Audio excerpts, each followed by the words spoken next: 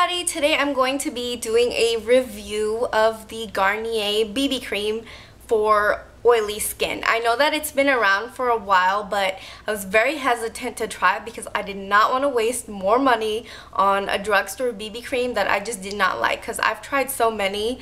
I have reviews from the past products that I've tried.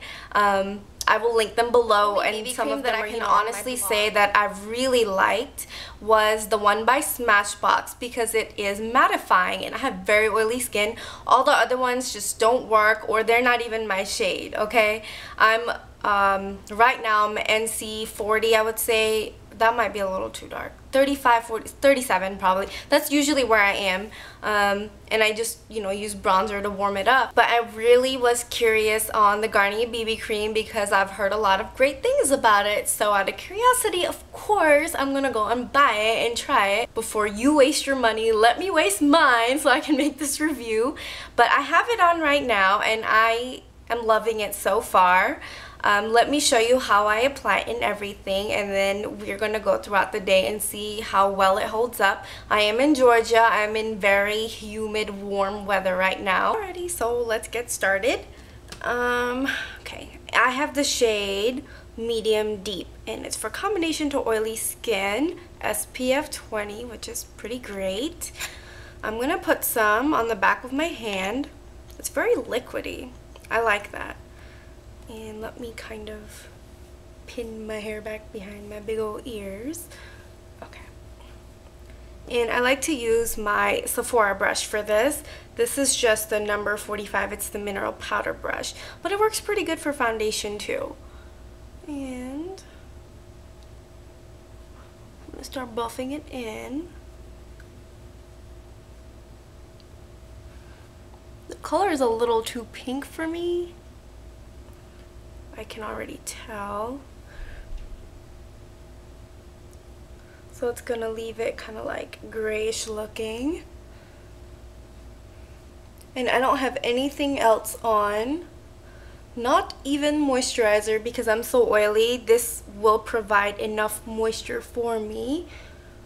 As BB creams are supposed to. It's supposed to have your, primer, moisturizer, SPF, everything in one. So we'll see.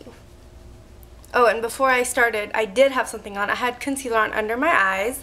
I had concealer right there, there, and there. I didn't have any on right under there, so we'll see how it covers.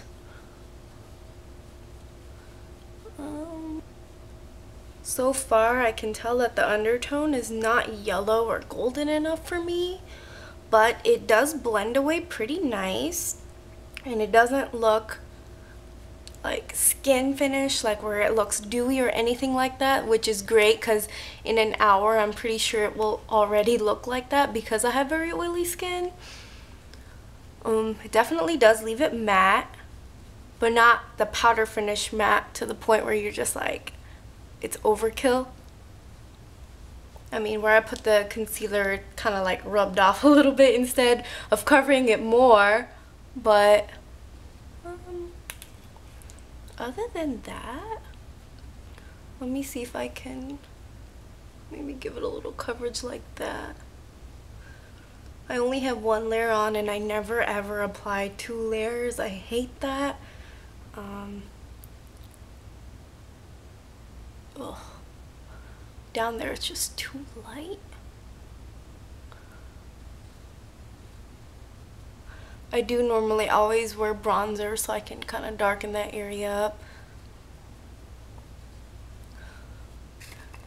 And to be fair, I'm of course going to be applying a little bit of translucent powder just to set it. I set everything with powder. It's just a little bit. There's like barely anything on the cap. You can use Mineral Veil or any translucent powder that you have that you like.